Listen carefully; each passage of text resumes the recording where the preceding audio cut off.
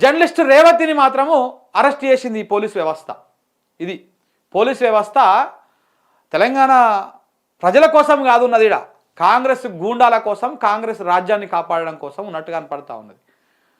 ఇప్పుడు అట్లా బహిరంగంగా మాట్లాడిన మెట్టు సాయి అనేటువంటి వాని మీద ఎలాంటి కేసు లేదు, ఎలాంటి అరెస్టు లేదు, ఎలాంటి కథ లేదు.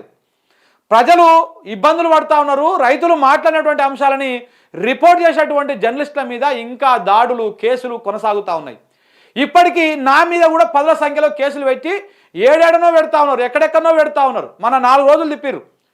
పొద్దుకులు పోవాలి, కూర్చోవాలి, నోటీస్కి రిప్లై ఇవ్వాలి, రావాలి, టైం అంతా కిల్ చేయాలి, లేకపోతే అరెస్టులు చేయాలి, లేకపోతే దాడులు చేయాలి, కొండారెడ్డి పెళ్లి కోత చేసింగులు చేయాలి, భయభ్రాంతులకు గురి చేయాలి. ఇది ఈ ప్రభుత్వం చేస్తున్నటువంటి సవట పని. ఇప్పుడు ఏం చేసిర్రు, పల్స్ న్యూస్ అని చెప్పేసి ట్విట్టర్ హ్యాండిల్, యూట్యూబ్ వీళ్ళు నడిపిస్తూ ఉంటారు, డిజిటల్లో నడిపిస్తూ ఉంటారు. దాన్ని నడిపిస్తున్నటువంటి రేవతి గారిని ఇక తెల్లవారుజామున 5 గంటలకు వచ్చి అరెస్ట్ చేసిరు. ఆమె ఒక మహిళా జర్నలిస్టు. తెల్లవారుజామున 5 గంటలకు పోయి అరెస్ట్ చేస్తారా? ఆమె ఉగ్రవాద, తీవ్రవాద, ఏమైనా అక్రమాలకు పాల్పడతా ఉందా, ఎక్కడికైనా పారిపోతా ఉందా? ఎందుకు అరెస్ట్ చేసిరండి? దేనికి అరెస్ట్ చేయడానికి కారణం ఏంటిది? అంటే పోలీసు వాళ్ళు ఎంత దుర్మార్గంగా వ్యవహరిస్తూ ఉన్నారో ఇప్పుడు నేను మెట్టు సాయిది వినిపించినా ఇప్పుడు ఈ మధ్య చూపిస్తూ ఉన్నా. అంటే పోలీసు వాళ్ళ పార్షియాలిటీ ఎట్లా ఉన్నదో ఒకసారి అర్థం చేసుకోండి. చూడండి ఒకసారి ఏమంటా ఉన్నదో. I know my face looks like this because I just woke up from my sleep. ఒక అరగంట అయింది. ఇంటికి టైం ఇప్పుడు అబౌట్ 5:15 అవుతుంది. ఒక హాఫ్ అన్ అవర్ క్రితం పోలీసులు వచ్చారు ఇంటికి. So they might pick me and take me. I should tell everybody. So please, one thing is clear. Revanth Reddy wants to silence me or threaten me or even,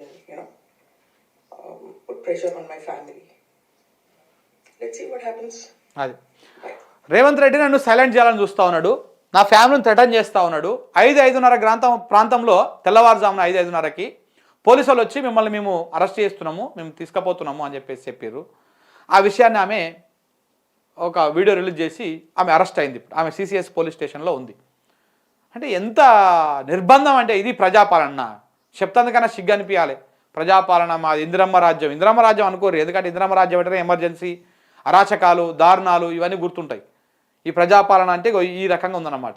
ఇట్లా జర్నలిస్టుల మీద కేసులు, జర్నలిస్టుల మీద అరెస్టులు, ఈ రకంగా ఇబ్బందులకు గురి చేసుడు. ఇంకెన్ని రోజులు చేస్తారు ఈ అరాచకాలు? ఇంకెంతమందిని అరెస్ట్ చేసి కేసులు పెట్టి భయభ్రాంతులకు గురి చేస్తారు? చూద్దాం, చేయండి. ఎంతమందిని చేస్తే అంత జర్నలిస్టులకు కూడా అంత అదవుతుంది. ఎంతమందిని అరెస్ట్ చేసినా కానీ తగ్గేది లేదు. ఎంతమంది అరెస్ట్ చేసి ఇది చేసినా కానీ ఎవరు తగ్గడు. అరెస్టులకు భయపడతాడు కూడా ఎవరు లేడు.